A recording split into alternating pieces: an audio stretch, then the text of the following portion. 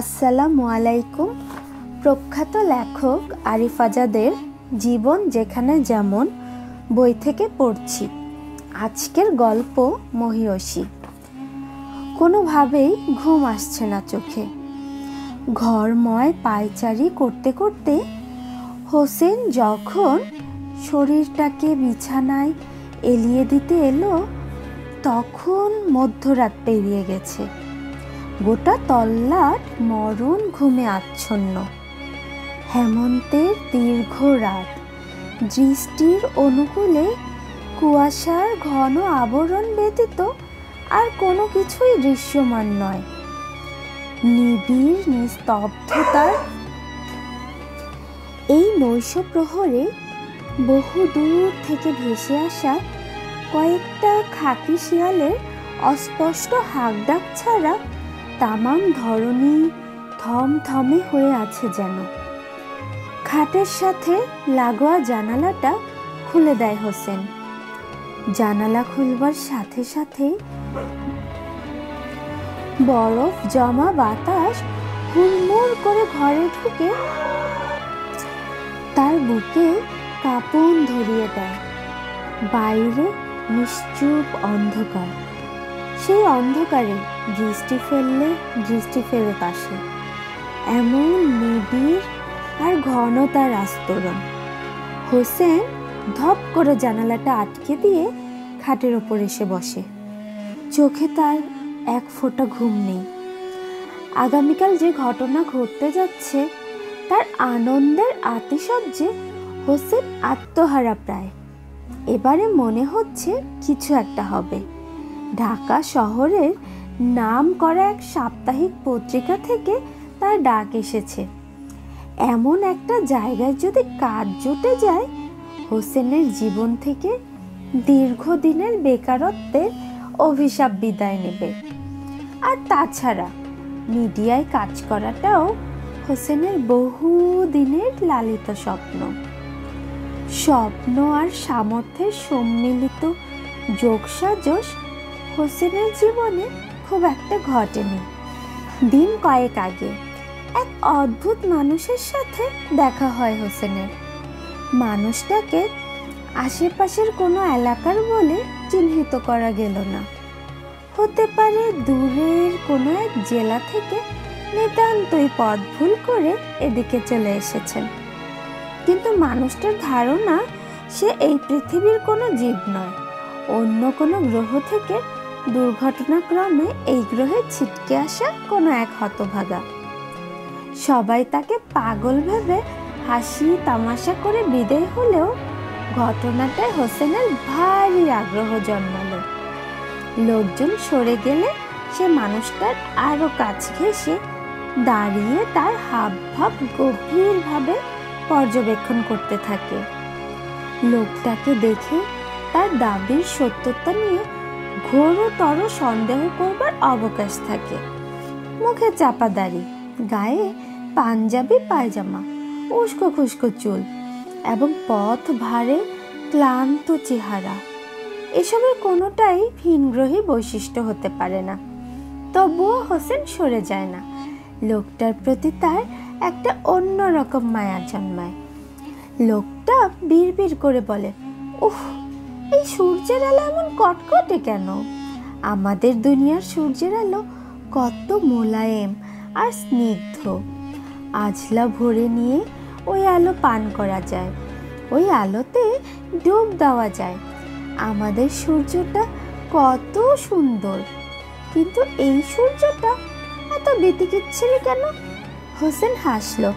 হাসার মতোই ব্যাপার। এমন ভারী অদ্ভুত কথা হোসেন আগে কোনোদিন শোনেনি।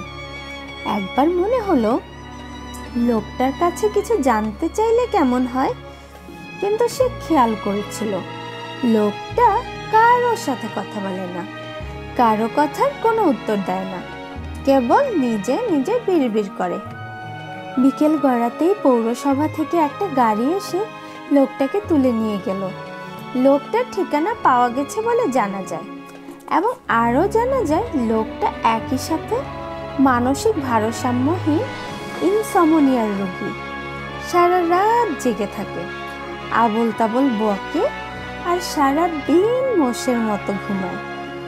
ঘটনাটা দাগ কেটেছিল হোসেনের মনে, বিশেষ করে লোকটার অদ্ভুত কথাগুলো। আগে থেকে তার টুকটাক লেখাজোখার অভ্যাস ছিল। অদ্ভুত লোকটার অদ্ভুত ঘটনাকে নিয়ে একটা গল্প লিখে ফেলবার ঝোঁক তার মনে প্রবল হয়ে উঠল। তাই সে রাতেই ফিরে হোসেন খাতা নিয়ে বসে পড়ল। ধীরে ধীরে লিখে চলল এক অতি অলৌকিক গল্প। বাস্তবে লোকটা যদিও মানসিক এবং ইনসমনিয়ার রোগী বলে জানা গিয়েছিল, কিন্তু হোসেন গল্পটাকে চিত্রায়িত করল একেবারে ভিন্নভাবে।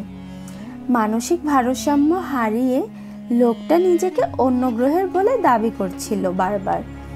হোসেনও গল্পের কাহিনীকে সেদিকে প্রবাহিত করল।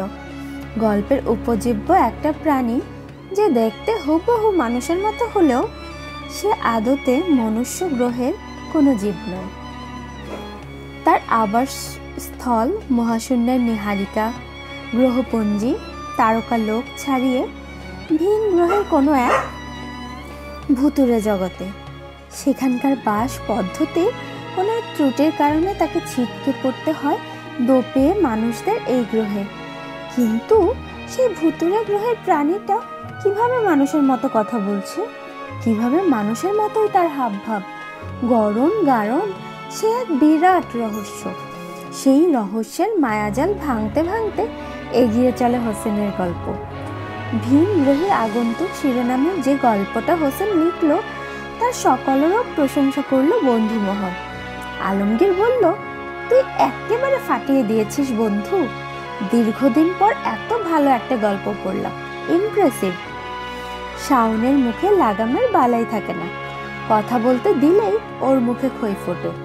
হোসেনের গল্প পড়ে মন্ত্রমুগ্ধ হয়ে অসংযত শাওনও নিজেকে বেশ সংযত করে বলল, তুই শালা তো রাতারাতি তারকা বনে যাবি রে হোসেন, কি গল্পটাই না লিখেছিস তুই, সত্যি বলছি।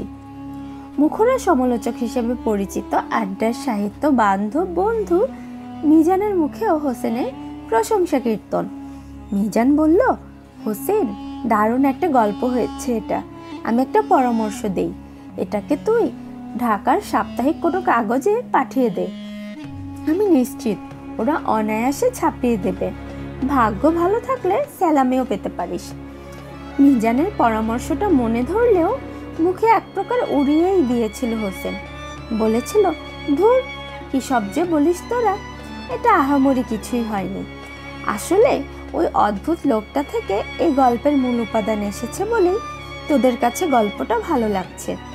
পেছনের গল্পটা না জানলে এটা পড়তে পড়তে তোদের হায়ে উঠে যেত, কিন্তু তাই বলে ঢাকাইয়া কাগজে লেখা পাঠিয়ে মানিজ্জত খোয়াবো এমন আহাম্মক আমি নেই।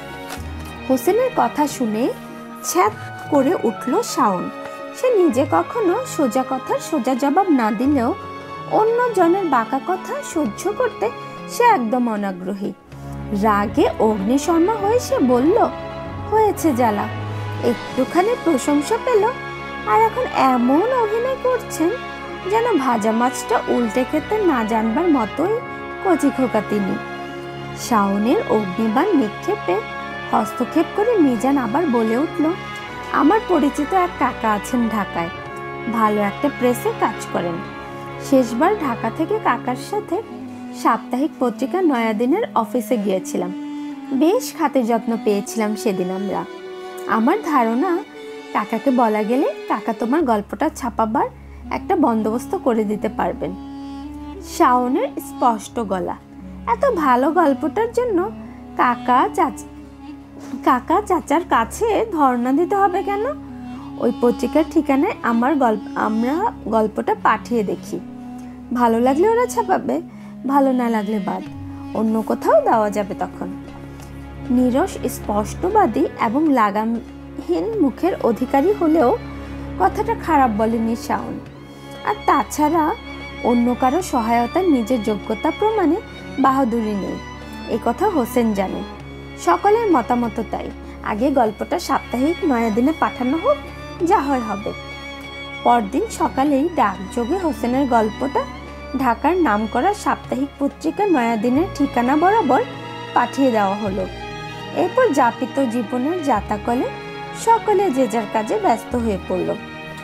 বলা নেই কওয়া নেই, একদিন হোসেনের ঠিকানায় একটা চিঠি এসে হাজির। সম্প্রতি সাপ্তাহিক নয়াদিনের সম্পাদক ব্যতীত জীবনে সে কোনোদিন কাউকে কোনো চিঠি লেখেনি। ফলে পৃথিবীতেও এমন কেউ নেই যে হোসেনকে চিঠি লিখতে পারে। নিজের লেখা নিয়ে খুব বেশি আশাবাদী ছিল না বলেই হয়তো নয়াদিনে যে একটা গল্প পাঠানো হয়েছিল এবং তার প্রত্যুত্তরও যে আসতে পারে তা বেমালুম ভুলে বসেছিল সে।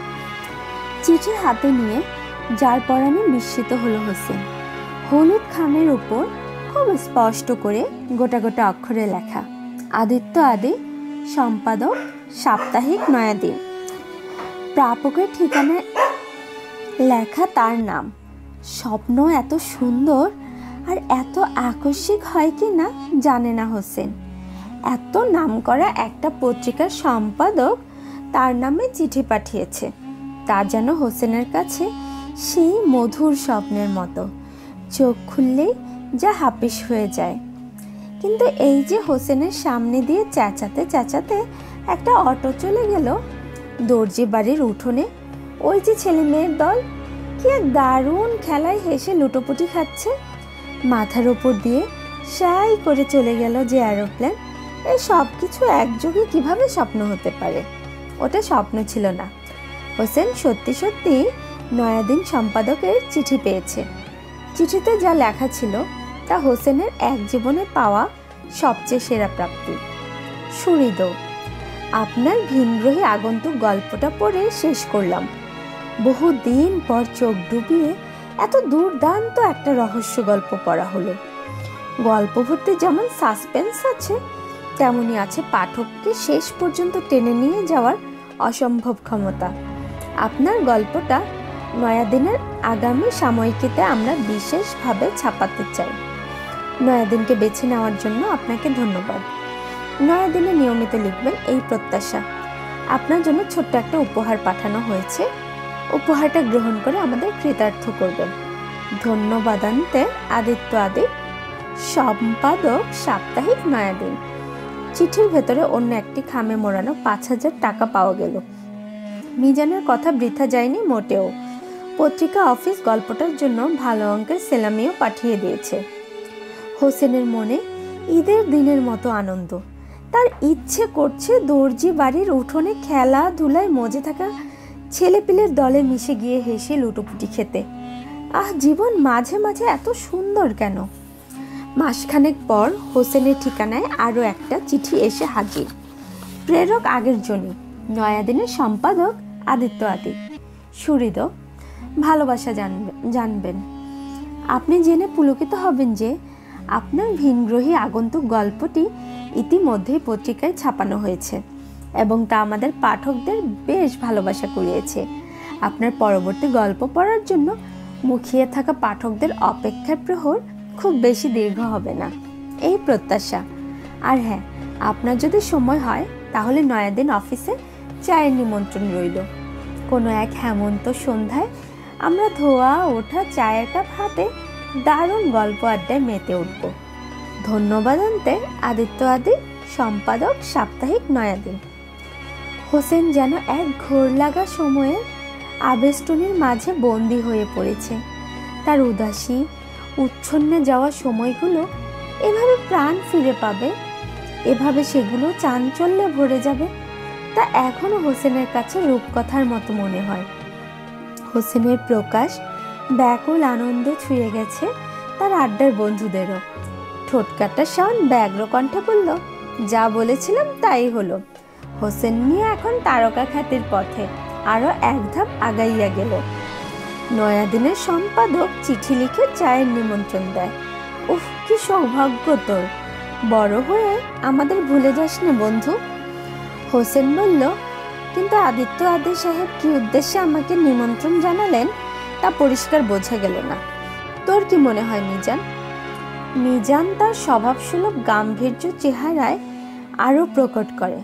শার্টের কোনা দিয়ে চশমার কাজ পরিষ্কার করতে করতে বলল, একদম সহজ। এরা বিনা উদ্দেশ্যে খাতির জমাতে কাউকে ডেকে নেয় না। ওদের সময়গুলো অত সস্তা নয়। কিছু একটা উদ্দেশ্য তো আলবত আছে। আমি মনে হয় বুঝতে পারছি কিছুটা। মিজানের পর্যবেক্ষণের উপরে সকলের গভীর আস্থা আছে।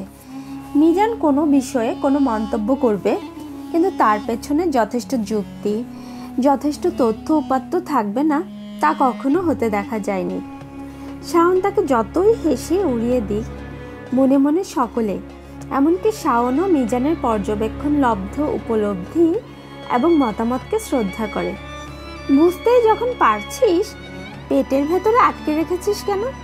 বলে ফেল না শুনি।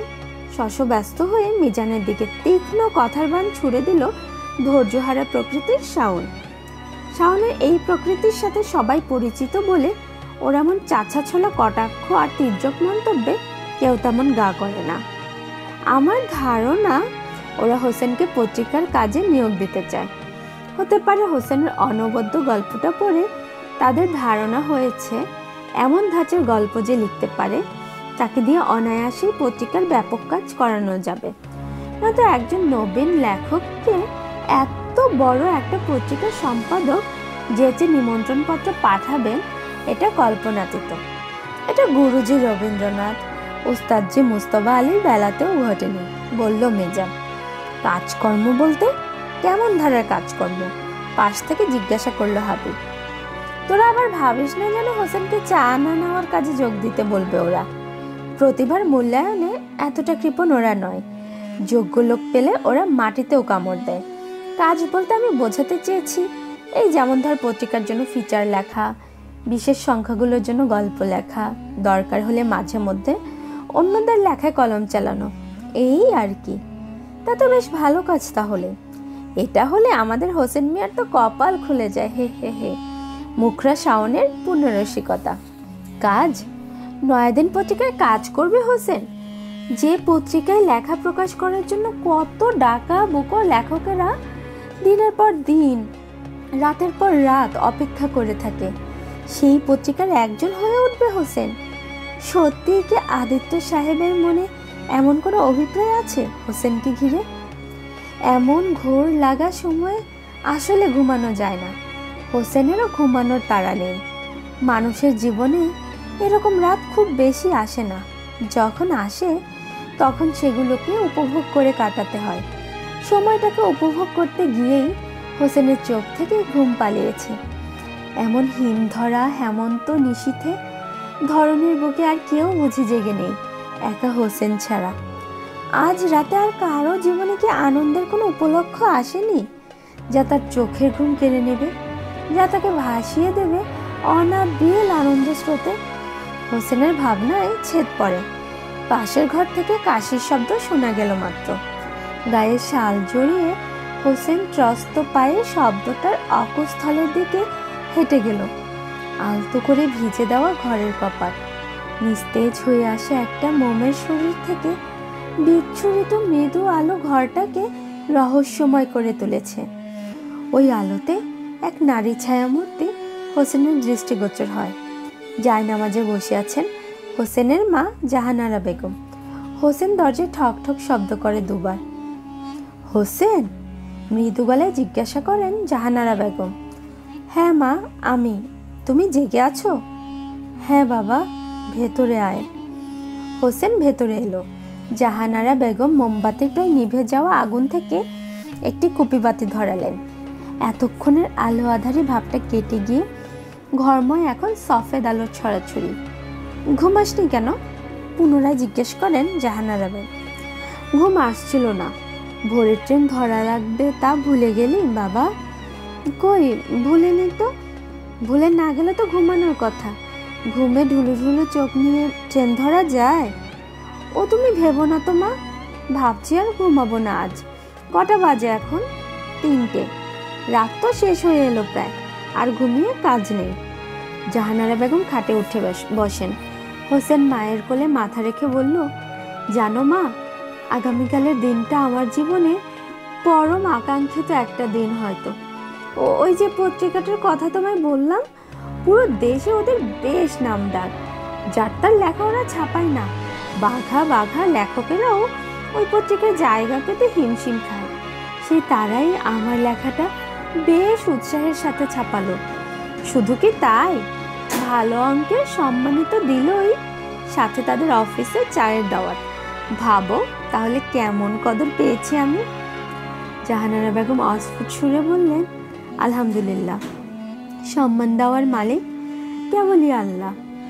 তো তুই কি আনন্দে আত্মহারা হয়ে ঘুমাতে পারছিস না বাবা? তা যা বলেছ তুমি মা। আনন্দে আত্মহারা? হা হা হা, একদম ঠিক। আনন্দে আত্মহারা হয়ে আছি বলেই আমার চোখ থেকে ঘুম উধাও হয়ে গেছে। আমার মনে হয় কি জানো, আজ রাতে পৃথিবীতে আমি ছাড়া আর কারো মনে আনন্দ নেই, আর কারো জীবনে আনন্দের কোনো উপলক্ষ নেই। পৃথিবীর সব আনন্দ, সব রং আজ কেবল আমার জন্যই বরাদ্দ। ছেলের আনন্দ দেখে জাহানারা বেগমের চোখে পানি এসে যায়। বাপ মরা ছেলেটা কত দ্রুতই না বড় হয়ে গেল তার।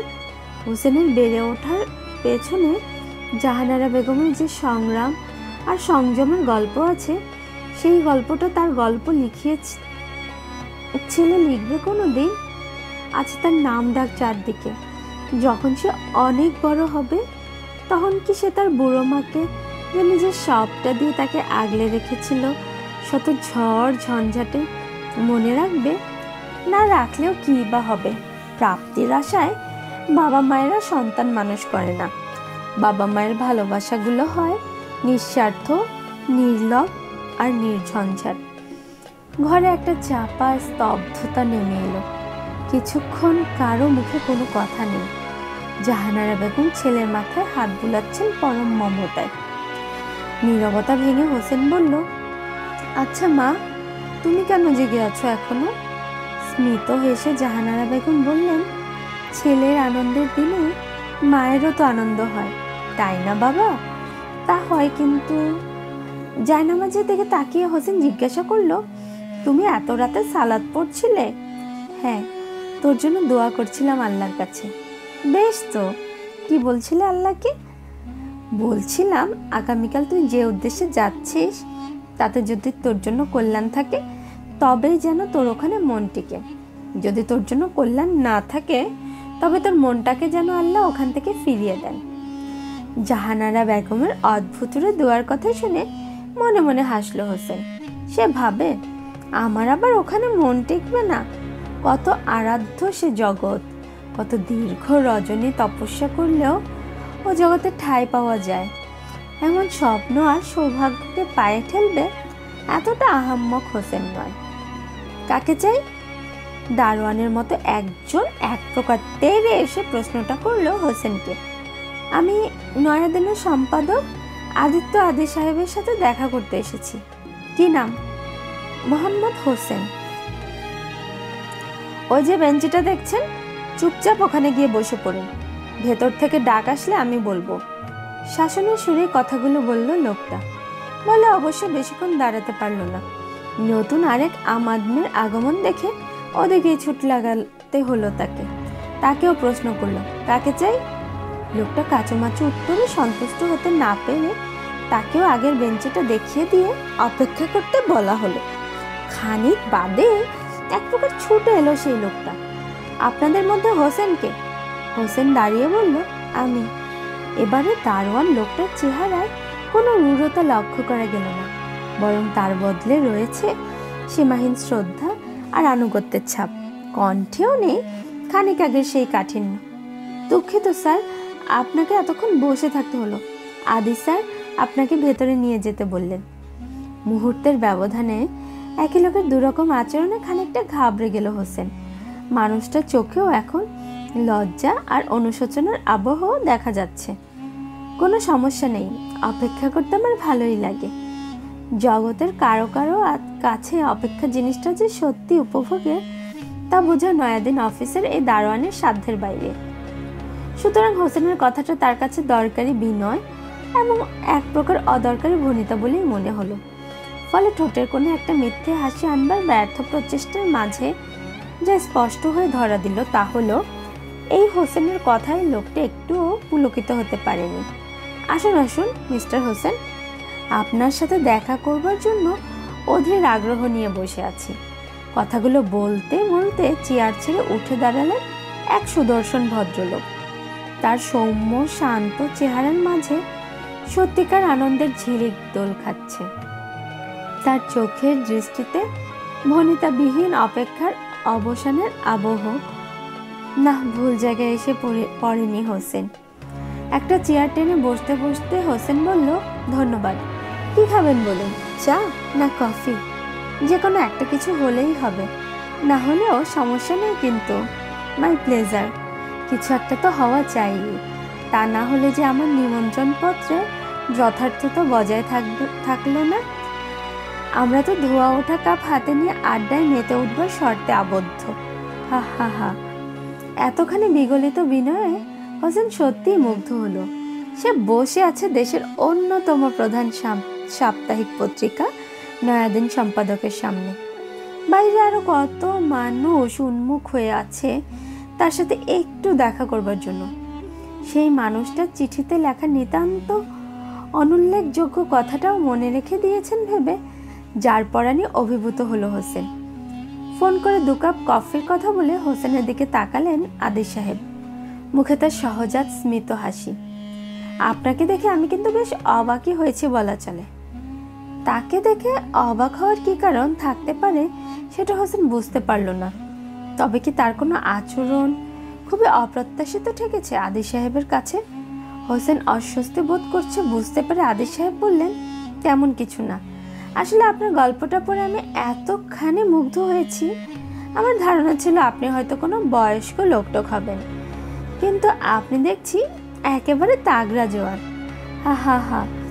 আমি যতখানি অবাক হয়েছি, খুশি হয়েছি তার চেয়ে বেশি। আমাদের আজকালকার তরুণদের লেখার মাঝে প্রাণ পায় না, কেমন যেন খাপ ছাড়া অগোছালো ধরনের। আর সবাই তো সম্মিলিতভাবে একই ধরনের গল্প উপন্যাস লিখবার পণ করেছে বলা যায় এক প্রকার। তরুণদের নিয়ে আমার এই নিরাশার সময় আপনার মতো একজন তরুণের আবির্ভাব দুঃখের গহ্বর থেকে আমাকে অনেকটাই টেনে তুলেছে। তরুণরা এখনো যে অসাধারণত্ব উপহার দিতে পারে নিয়ে যাওয়া আমার সেই বিশ্বাসের পুনর্জাগরণ হলো আপনাকে দেখে। আজ হোসেনের বারবার বিস্মিত হবার দিন। এতটা মূল্যায়ন সে স্বপ্নেও আশা করেনি সেই প্রথম চিঠি প্রাপ্তির দিন থেকে। আজ অবধি সে যেন এক নিঃসীম স্বপ্নলোকের যাত্রী হয়ে চলেছে।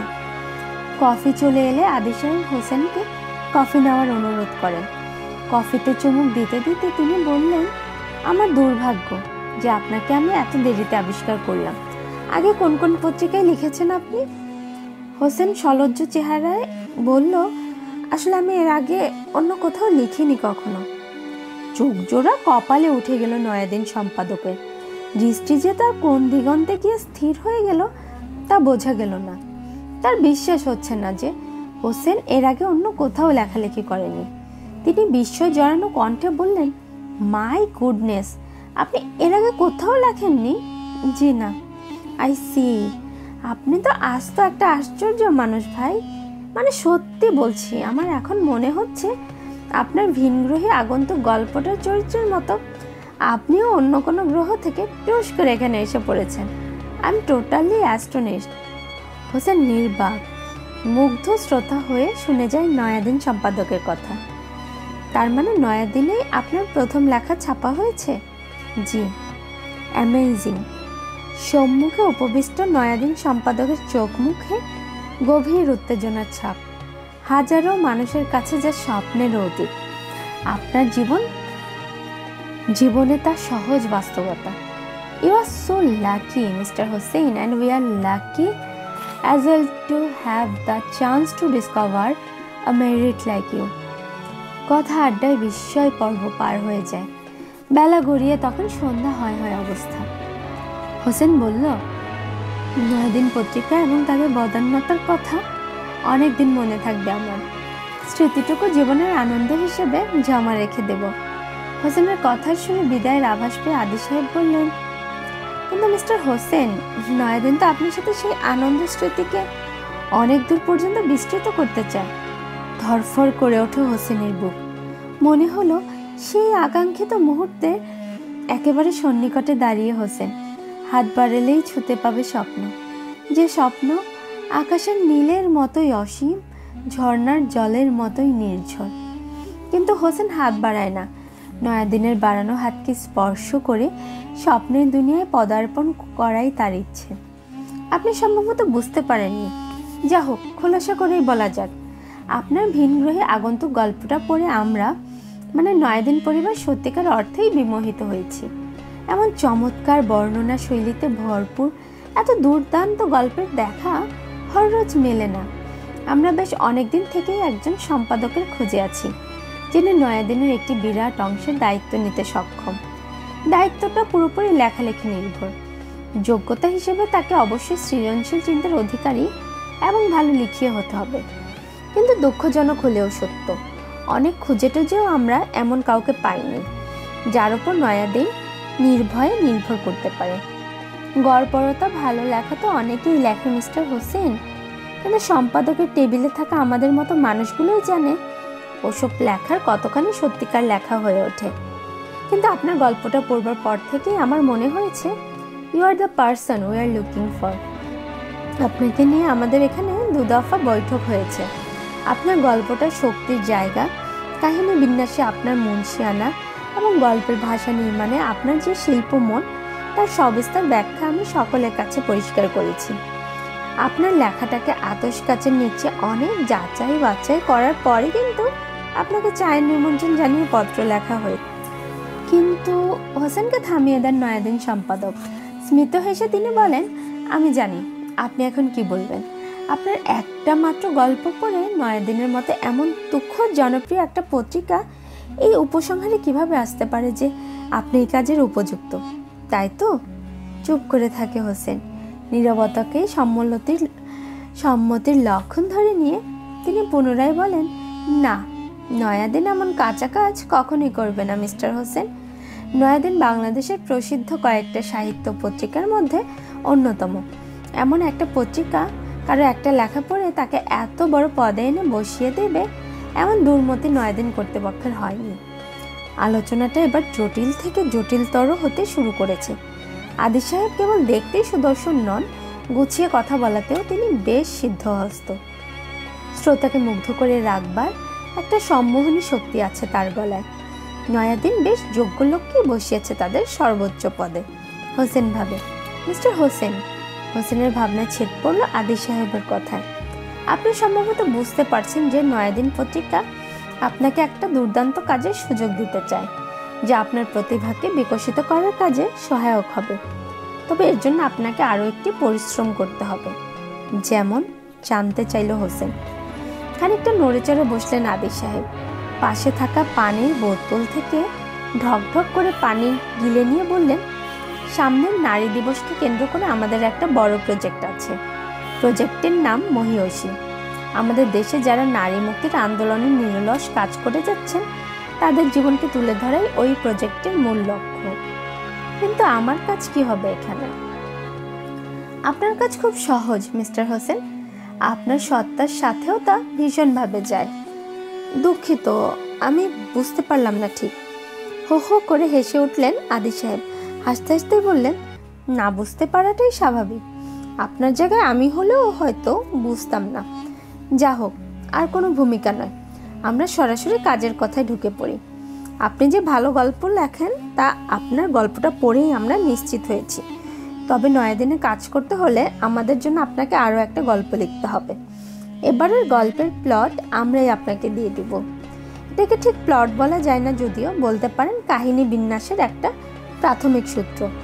আপনাকে সেই সূত্র ধরে আগাতে হবে এবং লিখতে হবে একটা পূর্ণাঙ্গ গল্প। ধরে নিতে পারেন ওটাই আপনার কাজের ফাইনাল ইন্টারভিউ। ওটাতেও যদি আপনি নয়াদিনকে সন্তুষ্ট করতে পারেন, we are ready to congratulate you here. স্বপ্নটাকে যতটা সহজলভ্য মনে হয়েছিল প্রথমে, সেটা আসলে ততটা সহজ নয়। কিন্তু হোসেন দমে যাওয়ার পাত্র না।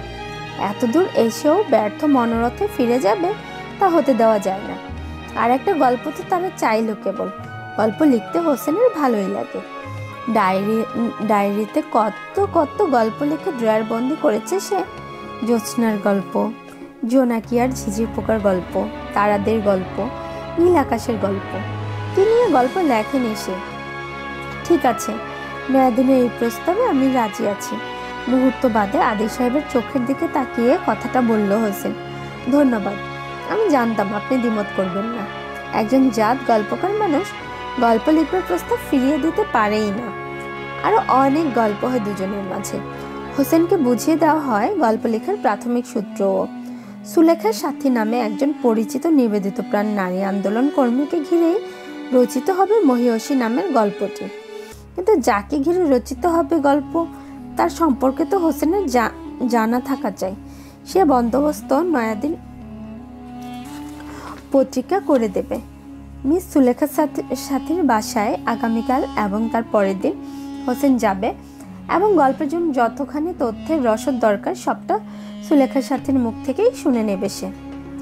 বড় একটা অ্যাপার্টমেন্টের কাছে এসে দাঁড়ালো হোসেনের রিক্সা। রিক্সাওয়ালা তার গামছা দিয়ে কপালের ঘাম মুছতে মুছতে বললেন, নামেন মামা, এই বাসাটাই। হোসেন তার নোটবুকে টুকে আনার ঠিকানার সাথে মিলিয়ে নেয় একবার। হ্যাঁ, চলে এসেছে সে সঠিক জায়গায়। রিক্সা ভাড়া চুকিয়ে দিয়ে গেটের কাছে আসতেই বুড়ো মতো একজন লোক দৌড়ে এলো হোসেনের দিকে। কি চাই? এটা তো মিস সুলেখার সাথীর বাসা, তাই না? জি, আমি সাপ্তাহিক নয়াদিন পত্রিকা থেকে এসেছি মিস সুলেখার সাথীর সাথে দেখা করতে। আপনার নাম? হোসেন। বয়স্ক ভদ্রলোক গেট খুলে দিয়ে বললেন, আসুন। হোসেন ভেতরে ঢুকতেই তিনি পুনরায় বললেন, সোজা গিয়ে হাতের বামে লিফট, 3 নম্বর ফ্লোরে থাকেন সুলেখা ম্যাডাম। লোকটাকে হয়তো আগে থেকেই সব বলে দেওয়া হয়েছিল, তাই প্রবেশ পথে বিড়ম্বনার শিকার হতে হলো না হোসেনকে। লিফটের কাছাকাছি যেতেই আরো একজন বয়স্ক মানুষের দেখা মিলল। তিনি নিজে থেকেই বললেন, আপনার নাম কি হোসেন? জি। আমার সাথে আসুন, ম্যাডাম আপনাকে সাথে নিয়ে যেতে বলেছেন। এখানে সবকিছু এত গোছালো দেখে নয়াদিন সম্পাদককে মনে মনে একটা ধন্যবাদ দিল হোসেন। লোকটা সত্যিই কাজের মানুষ। হোসেন কোনোদিন রাজপ্রাসাদ দেখেনি, কিন্তু মিস সুলেখা বেগমের বাসায় প্রবেশ করে হোসেনের মনে হলো সে সত্যি সত্যি একটা অনিন্দ্য সুন্দর রাজপ্রাসাদে ঢুকে পড়েছে। কি অপূর্ব সুন্দর করে সাজানো চারদিক, দেয়ালে দেয়ালে শ্বেত পাথরের কারুকাজ। দেখলে মনে হয় যেন গভীর সমুদ্রতলের অপার সৌন্দর্য এখানে ল্যাপটে দেওয়া হয়েছে। সেগুলোর আশেপাশে কত বিচিত্র রঙের আলপনা আঁকা। দামি পেইন্টিংয়ে ফুটে উঠেছে শহরের আভিজাত্য। বহু মূল্যে আসবাবের দিকে তাকালে ঘরটাকে 5 তারা হোটেল আর দুর্লভ সংগ্রহে চোখ পড়ল রীতিমতো জাদুঘর না ভেবে উপায় থাকে না। হোসেন একটা নরম সাদা সোফায় গিয়ে বসে। চারদিকে এত এত দামি জিনিসপত্রের মাঝখানে নিজেকে খুবই বেমানান আর অসহায় লাগে তার। ঘরটা যেখানেই চোখ পড়েছে সেখানে দৃষ্টি থতমত খেয়ে থমকে যেতে চাইছে। সুপ্রভাত মিস্টার হোসেন, একটা মেইলি কণ্ঠস্বর ভেসে এলো হোসেনের কানে। ঘাড় ঘুরিয়ে তাকিয়ে সে দেখে জলপাই রঙের শাড়ি পরে এক মহিলা তার সামনে এসে দাঁড়িয়েছে। অন্যদিকে হোসেনের মনোযোগ নিবিষ্ট ছিল বলে মহিলার আগমন বার্তা টের পায়নি সে। বসা থেকে উঠে দাঁড়াতে দাঁড়াতে হোসেন বলল, সুপ্রভাত। আপনি তাহলে ভিনগ্রহী আগন্তুক গল্পটার লেখক। আমি তো ভেবেছিলাম বেশ বয়স টয়স হবে আপনার, কিন্তু আদিত্য সাহেবের কাছে আপনার ব্যাপারে শুনে অনেকটাই তাজ্জব হয়েছে বই কি। তা যাই হোক মিস্টার হোসেন, গল্পটা কিন্তু সুপার ডুপার লেভেলের। কংগ্রেটস। ধন্যবাদ। কি খাবেন? চা না? চা। মিস সুলেখা গলা ছেড়ে বললেন, রাজিয়া, এই রাজিয়া। রাজিয়ার কোনো সারা শব্দ না পেয়ে তিনি হন হন করে হেঁটে চলে গেলেন ভেতরে। একটু পরে এসে বললেন, দুঃখিত মিস্টার হোসেন, আপনাকে একা বসিয়ে রেখে গিয়েছিলাম। না না, কোনো সমস্যা নেই। আপনি সম্ভবত আমার একটা ইন্টারভিউ নিতে এসেছেন, তাই না? ঠিক ইন্টারভিউ নয়, আসলে নয়াদিন পত্রিকা আমাকে একটা দায়িত্ব দিয়েছে। মহিয়সী শিরোনামে আমাকে একটা গল্প লিখতে হবে। ওই গল্পটার পটভূমিকায় থাকবেন মূলত আপনি। ধরে নিতে পারেন আপনার জীবন এবং কাজকে ঘিরে আমাকে গল্পটা লিখতে হবে। ফাইন। আপনার মতো দুর্দান্ত গল্পকারের হাতে আমার বিনির্মাণ হবে জেনে পুলক অনুভব করছি। আমি কিন্তু বিখ্যাত কেউ নেই, তবে বিখ্যাত হতে যাচ্ছেন। হা হা হা। মহিয়সী গল্পটা লিখবার রসদ সংগ্রহের নিমিত্তে মিস সুলেখার সাথীকে প্রশ্নের পর প্রশ্ন করে যায় হোসেন।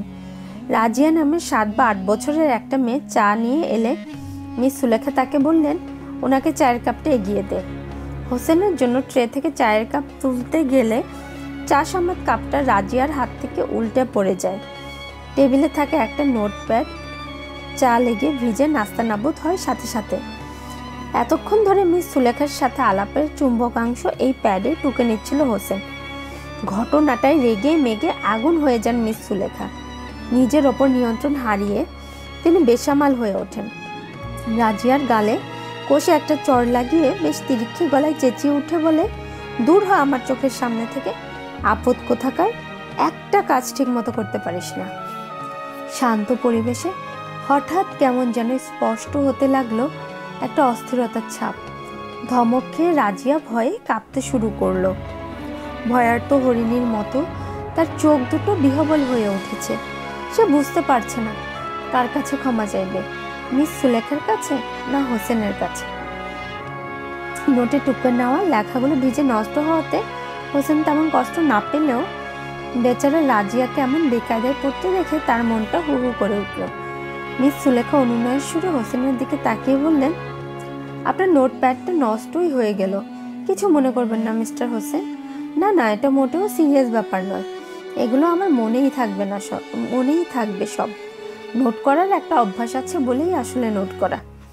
সোফায় বসতে বসতে সুলেখার সাথে বললেন, আর বলবেন না, বাসায় একদল জন্তু জানোয়ার পালছি আমি, কারো দ্বারা কোনো কাজ হয় না। একটা কাজ যদি এরা ভালো মতো করতে পারতো, কিন্তু অন্ন ধ্বংসের বেলাতে সবাই একবারে শোয়াশে। হোসেন নির্বিকার হয়ে বসে থাকে। এমন কোনো সাংঘাতিক ঘটনা এখানে ঘটেনি যার জন্য মিস সুলেখাকে এতখানি উত্তেজিত হতে হবে। একটা বাচ্চা মেয়ের হাত থেকে চায়ের কাপ পড়ে যাওয়াটা আহামরি কোনো ব্যাপার নয়। আর দামি দামি জিনিসপত্রের ভরপুর যার ঘর, একটা চায়ের কাপ ভাঙতে তার কি এমন ক্ষতি হয়ে গেল বোঝা গেল না। মিস সুলেখার এমন অকারণ রাগ এবং নিরীহ কাজের মেয়ের ওপরে এমন চড়াও মনোভাব হোসেনকে দারুণভাবে হতাশ করলো। এমন একটা চরিত্রকে সে মহিয়সী গল্পের জন্য কোনোভাবেই কল্পনা করতে পারত। মিস্টার হোসেন, মিস সুলেখার কণ্ঠে আবার স্নিগ্ধতা ফিরে আসে। সংবিত ফিরে পায় হোসেন। জি, আপনাকে আরেকটু কষ্ট দেব, একটা জরুরি প্রোগ্রামে আমাকে যেতে হবে এখন, বেশি দূরে নয় যদিও, বেইলি রোডেই। আপনার যদি কোনো অসুবিধা না হয়, আমি না ফেরা পর্যন্ত আপনি এখানে একটু অপেক্ষা করবেন প্লিজ। কোনো সমস্যা নেই, আমি অপেক্ষা করব। Thank you mister Hossain. হোসেনের চোখ আটকে আছে দূরবীন টিভির পর্দায়। একটা ঘটা করে বেইলি রোডে অনুষ্ঠিত হওয়া নারী অধিকার আন্দোলনের লাইভ প্রোগ্রাম দেখানো হচ্ছে।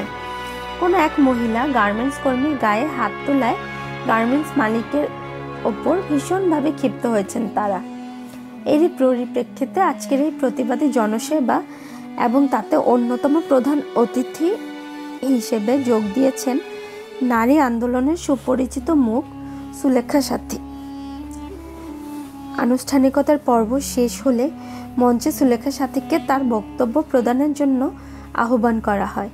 স্টেজে উঠে সুলেখা সাথী নারীর অধিকার সচেতনতা, নারীর কাজ এবং জীবনের স্বাধীনতা, শৃঙ্খল থেকে নারীর মুক্তির নানান কায়দা কানুন এবং কর্তব্যের কথা বলার পর বললেন, আমি এখানে দাঁড়িয়ে ওই গার্মেন্টস মালিক যে কিনা তার একজন মহিলা কর্মীর গায়ে হাত তোলার দুঃসাহস দেখিয়েছে তার যথোপযুক্ত শাস্তির দাবি করছি।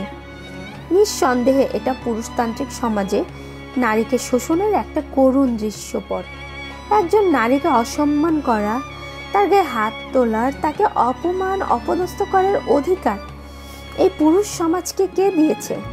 আমি আমাদের নারী সমাজকে বলতে চাই, আপনারা আপনাদের বেদনার কথা মন খুলে বলুন। আমরা পুরুষতান্ত্রিকতা বিবর্জিত নারীর জন্য মুক্ত স্বাধীন একটা দেশ গড়ার স্বপ্ন দেখি, যেখানে নারী তার অধিকার বুঝে নেবে কড়ায় গণ্ডায়। নারী সমাজকে যে বা যারাই অপমান করতে চাইবে, শোষণ করতে চাইবে, তাদের বিরুদ্ধে আমরা গড়ে তুলব দুর্বার আন্দোলন। আগামী বাংলাদেশ পুরুষের শোষণ মুক্ত নারী অধিকারের বাংলাদেশ। মিস সুলেখা সাথীর কথাগুলো এর চেয়ে বেশি আর শুনতে পারল না হোসেন। রিমোট কন্ট্রোলে জোরে কষাঘাত করে টিভির সুইচ অফ করে দিল সে। ভিজে যাওয়া নোটপ্যাডটার দিকে বারংবার তাকাচ্ছে হোসেন। কুঁচকে যাওয়া সেই কাজগুলোর ভেতর থেকে যেন একটা প্রতিধ্বনি ভেসে আসছে, দূর হয় এখান থেকে, আপদ কোথাকার, একটা কাজ ঠিক মতো করতে পারিস না। কিন্তু মিস্টার হোসেন বললেন, নয়াদিন সম্পাদক আদিত্য আদি, আমরা আপনার উপরে ভরসা করে অন্য কোনো অপশনও চিন্তা করিনি।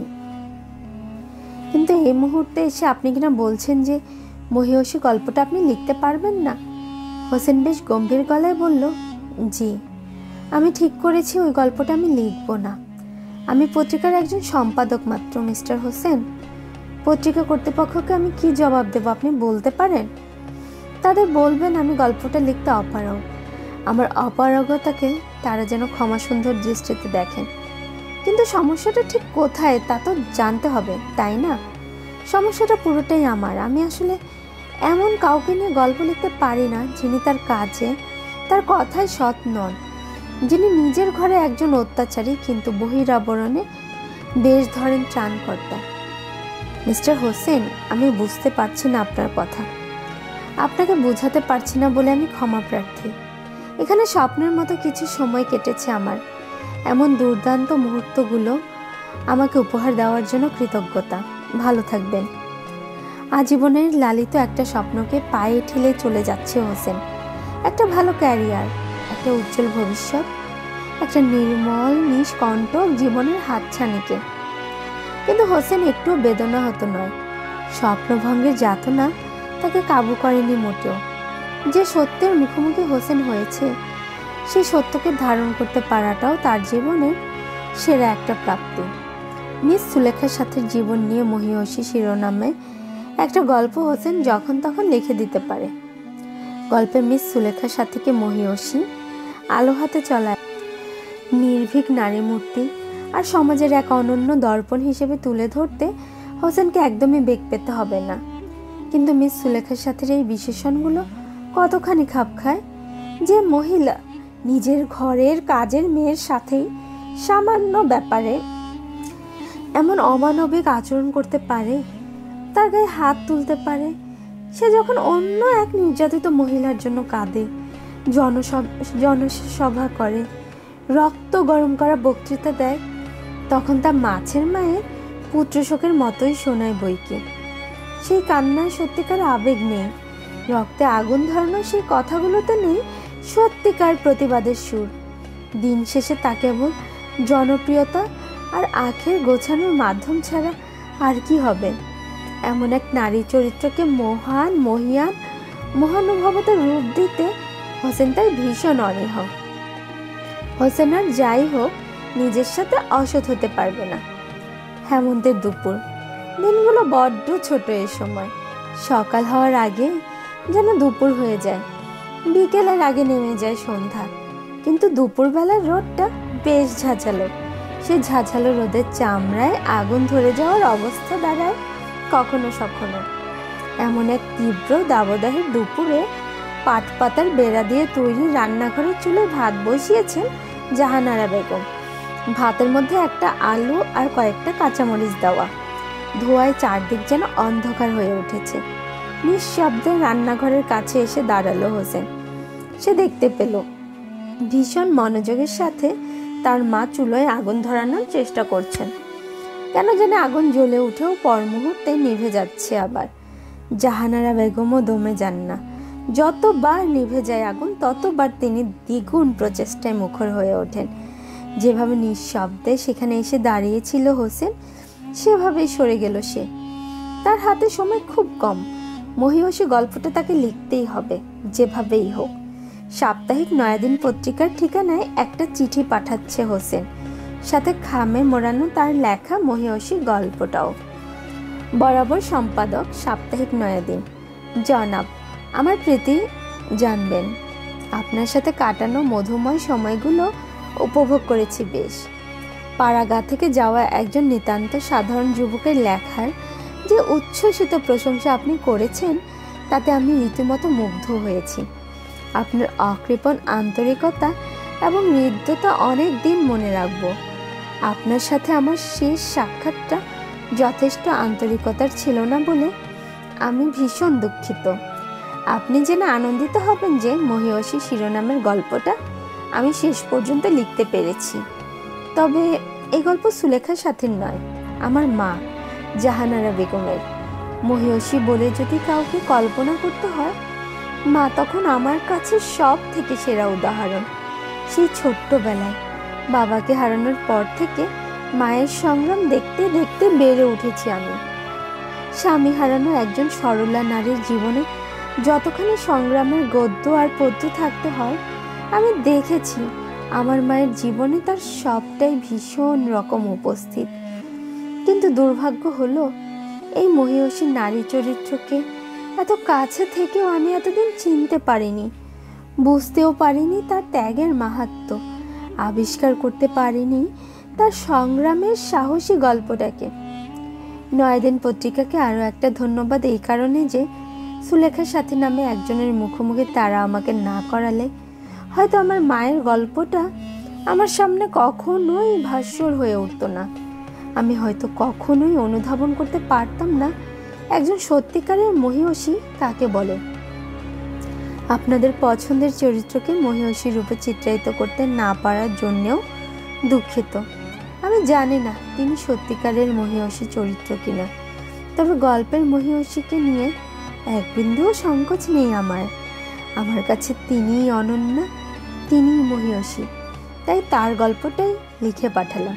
ইতি হোসেন। হোসেন জানে তার এই গল্প নয়াদিন পত্রিকা কোনোদিন ছাপাবে না। এই গল্পে শহরে অভিজাত্য নেই, নেই চোখ ধাঁধানো প্রাসাদ কিংবা হুঙ্কার আর তর্জন গর্জনের উপাদান। এই গল্পে এক গ্রামীণ সাধারণ নারীর গল্প। এই গল্প নিয়ে অন্তত আর যাই হোক বাণিজ্য হবে না, কিন্তু গল্পটা লিখতে পেরে হোসেন পুলক অনুভব করছে। সত্যকে আলিঙ্গন আর মুখোশের আড়ালে থাকা মিথ্যাকে পায়ে ঠেলতে পাবার আনন্দে আনন্দিত সে।